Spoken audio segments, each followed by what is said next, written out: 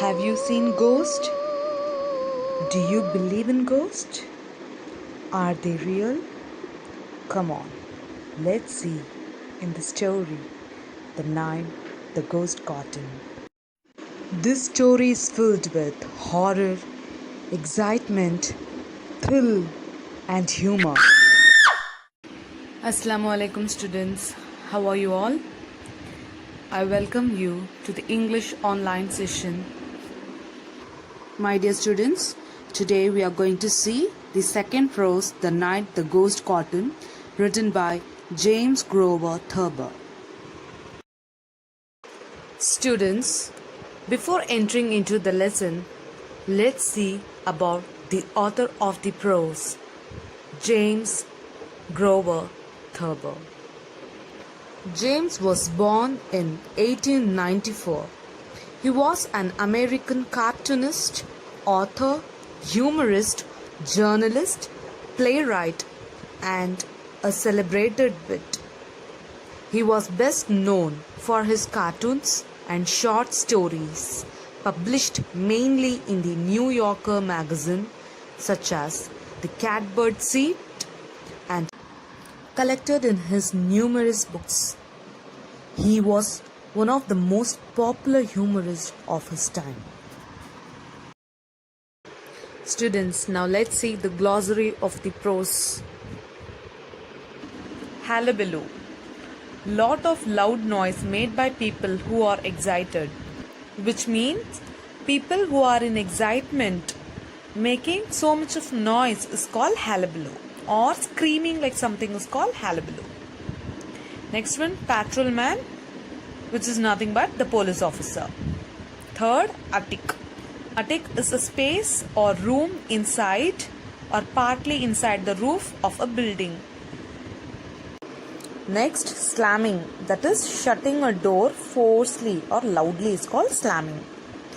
Gruffly, a low or unfriendly voice of a person is called gruffly. Coming to the next synonym, intuitively, which means without conscious or reasoning or instinctively, that is blabbering something or thinking something without reasoning. Next one, wham, that is something which got struck forcefully, that is called wham. Next one, beveled, having a sloping edge or surface, a beveled glass. So you can see the picture which has a sloping surface or a round surface is beveled. Next one, rendering. Rendering means tearing to pieces is called rendering. Next, yanked, pulled with a jerk. Suddenly, if anybody pulls, that is called yanked. Coming to the next synonym, zither. Zither, you can see in the picture, it is a musical instrument. Okay, it is a flat wooden sound box with numerous strings on it. So you can see numerous strings. Strings means wires stretched across it, and it is placed horizontally and it can be played with your fingers. That is called zither. So zither is nothing but a musical instrument. Next one, guinea pig. Guinea pig is nothing but a domesticated tailless South American rodent, which means a rat kind of thing. Okay, it is originally raised for food. It is used for food only. Okay, it is a domesticated animal. Next one, hysterical. Hysterical is nothing but affected by widely uncontrolled emotions out of fear or anxiety. Someone is affected by it, then it is called hysterical. So the next one, creaking. Creaking is nothing but making a squeaking sound when being moved. So when you are moving or something is being moved, you will have a creaking sound. So that is called creaking. Next one, indignant. Indignant is nothing but feeling or showing anger due to some unpleasant activity. That is called indignant. The last three synonyms, holster. Holster is nothing but a leather bag for holding your gun, handgun. that is called holster. Next one, rafter.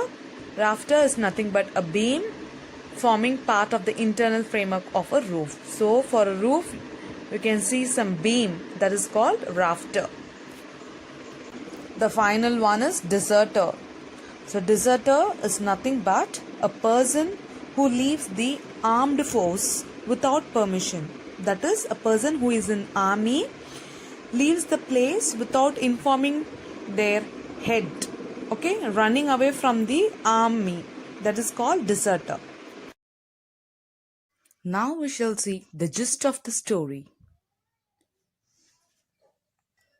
This play is an autobiography. What is the difference between biography and autobiography?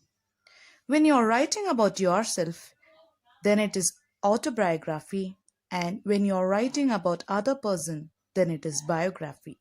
So, the lesson, The Night the Ghost Got In, is an autobiography, and it is a fictionalized story of his experience. What is meant by fictionalized story? That is, the narrator, James Thurber, is writing his own experience in the form of fiction. So fiction means unreal things to be happen. And moreover, this story is based on certain assumptions and fears. So we have some characters in the story. They are James Thurber, the narrator or author, Brother Herman, mother,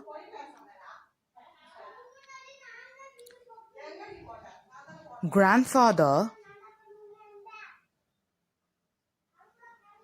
Bodwell's family, and the cops. The story starts like this. One night, the narrator James Thurber describes an incident which made everybody panic. It was the night time.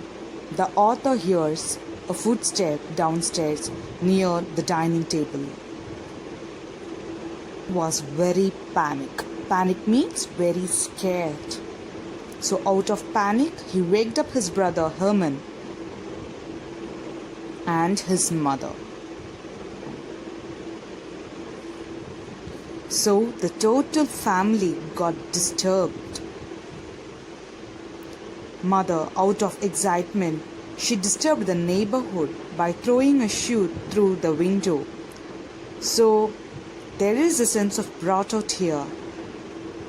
Due to this act, the neighborhood, that is Bodwell's family, got disturbed by this act. Mother requested Bodwell's family to call the police. Here, the story, which is based on many assumptions. What do you mean by assumptions? That is, imagining or believing something. Here, the narrator assumes that the footsteps might be of burglar or the ghost. But actually, nobody knows what is the noise about. So, assumption which leads to confusion, and finally, confusion brings laughter in this lesson. After the phone call, the police came and they made a thorough search, and here the confusion aroused finally when they entered the grandfather's room, which is in the attic. So what is attic? Attic is a place below the roof of the house. Grandfather was an old man and he was a mentally disturbed person. He believes that he is still in the American Civil War. So the grandfather misunderstood the cops, that is the police, as the deserters from the General Meade's army, and started attacking the police, and finally one of the policemen got shot on his shoulder by the grandfather, and all the police left the house with so much of frustration and irritation. Finally, the end of the story is such a way that it brings comic sense to the story. That is, the footstep doesn't belong to a burglar or a ghost. It was the grandfathers who came down during the night time to have some water to drink. Thus, the story begins with a serious mode and ends with a comic sense. So, my dear children, there is neither a ghost nor a burglar. It is just the footsteps of the grandfather who came to drink some water. Now we shall see the detailed explanation of the prose. So the story starts like this. On one night of November 17, 1915, there rise such a hullabaloo. Hullabaloo means a noise out of confusion. So such noise was created by the mother and the entire family. Let's get into this. So the story starts with the narrator James Thurber coming out of his bathroom after a shower, rubbing with towel, at 1:15 in the morning. He heard a noise downstairs near the dining table. His brother and mother were asleep. It sounds to him like footsteps, someone walking quickly around the dining table. So he thinks that the footsteps belong to his father and brother returning home from the Indianapolis. Then he feels there is a burglar downstairs. Wrapping himself with a towel, he decides to investigate. Later, he comes to the conclusion that it is a ghost. Next, slowly he goes to wake up his brother Herman, who is fast asleep in the next bedroom. Herman is frightened when he is told that there is someone downstairs. He goes to bed, slamming the door. However, the slamming doors wakes up the mother. Once, the mother is perplexed and concerned about the footsteps. She assumes that the burglars are ransacking the house and tosses a shoe out of the window. The shoe breaks the glass of the neighbor, that is Mr. and Mrs. Bodwell, become very furious, and after some din and confusion, Bodwell gives a complaint to the police. The police came from the headquarters along with the reporters. The police broke the lock and they entered into the door. They dismantled everything upstairs and downstairs. They ransacked the house and they couldn't find any evidence of the burglar. Suddenly, the policemen heard a noise in the attic, so they ran upstairs to the grandfather's room. Even though the narrator stopped them going to the grandfather's room, the policemen never bothered and they rushed towards the attic. So this is where the grandfather sleeps, in the attic. It is a place under the roof. So immediately after seeing the policeman, grandfather jumped out of the bed and he started shooting at one of the police officers. He thought that they were the deserters from General Meade's army. That is, without informing anything, the soldiers would be running out of the camp. So he thought like that. The policemen didn't get even a single clue about the burglar, so they were very irritated. Again, they searched the place and they left the place unsatisfied.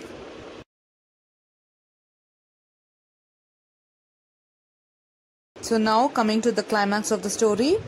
The next morning, grandfather joins the whole family members in the dining table.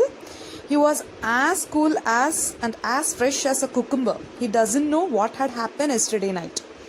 The story ends with the grandfather asking with a smirk on his face. That is, he just had a laugh on his face and he was asking what on earth the police had been doing the previous night. To their surprise, he also added that no one bothers to leave a water bottle beside his bed. So, he came downstairs to find a water bottle to drink the previous night. So, the footsteps which the narrator heard was neither of burglars and nor the ghost. It was the grandfather who came downstairs to have some water. Thus, the story leaves a complete sense of humor in the climax. And it is purely based on certain assumptions and fear about the existence of the ghost. Students, now let's learn the paragraph answers of this prose. So, the first question is, describe the funny incident that caused the confusion in the house. So, what is the funny incident which caused so much of confusion in the house? This is the question. Let's see the answer. James, who is the author, comes out of the bathroom drying himself. So, he was taking bath in the night and he came out drying himself. At that moment, he heard the footsteps of someone walking downstairs near the dining table. So out of fear, he wakes up his brother Herman. So they both were listening to the footsteps and they were very scared and panic. So out of the slamming of the doors, the noise which came out, the mother also wakes up. So when she comes to know that there is a burglar in their house, she wanted her neighbor, that is Mr. and Mrs. Bodwell, to call the police. The police arrived with some reporters and they just banged over the doors and they broke open the doors and they started searching all over the house, upstairs and downstairs. When they find nothing, the police rushed towards the attic. There, the grandfather was sleeping. So the narrator's grandfather believed that he is still in the war. He thinks that the police are deserters. What is meant by deserters? Deserters means one who comes out of the war or camp without informing. That is called deserters. So he thought the policemen are deserters and he started shooting at them. So the police left their house immediately, creating a lot of confusion everywhere. So this is the answer for this question. So now let's look into the second question. What is the second question? Narrate the extensive search operation made by the policeman in the house. How the policeman made a thorough search in the house. That is the question, and now we shall discuss the answer. The police were on hand in a commendably short time. What is meant by this? The policemen had no time at all to make a thorough search. They had a very short time to search. So they started banging at the narrator's front door. They just wanted the door to be opened very quickly. Since nobody opened the door, they broke into the house. They just broke the door and they got into the house. So they searched downstairs and upstairs, messing up everything. That is, they confused everything. They opened the doors and windows. They also pulled the drawers and furniture. Then they began to ransack the floor. Ransack means damaging the place where you search. Then they also pulled away the beds. They tore the cloths which were hanging in the hooks inside the closet. They also pulled the suitcases and the boxes off the shelves. They removed from the shelves. Later, they heard some creaking in the attic. Creaking means some sound in the attic. So everybody rushed into the attic. Every policeman stepped into the attic. As his grandfather thought that they were the deserters from Meade's army, he started shooting at them. So he thought that they were the deserters from Meade's army.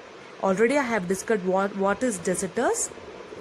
That is coming out of the army without informing. Okay. So he started shooting at the policeman. So after shooting at the policeman, he just went back to bed as though he doesn't know anything. Then the cops were unwilling to leave without getting their hand on somebody. That is, the cops doesn't want to move from the place without any clues about the burglar. They felt it was a defeat for them. Okay, it was not a success for them. They felt it as guilty to leave from the house. And they began to poke into things again and finally left the place. Hence, the policemen did not get any clues about the burglar. So, they left the place poking at them. So my dear students, this is all about the prose paragraph. I hope you all understand it well.